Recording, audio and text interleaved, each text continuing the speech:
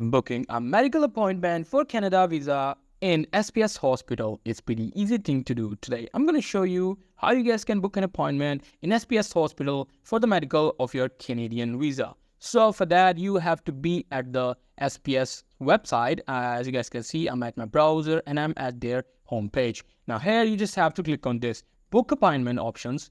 It will take you to your new page. Now here, you just have to fill out all the information regarding you, your name, your date of birth, your phone number, your email address, your city, and your message.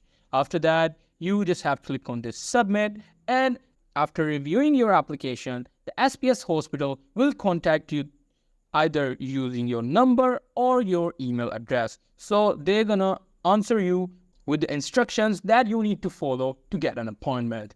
So that's pretty much it. That's how you guys can book an appointment at SPS Hotel for Canadian visa. Hope you guys find this video helpful.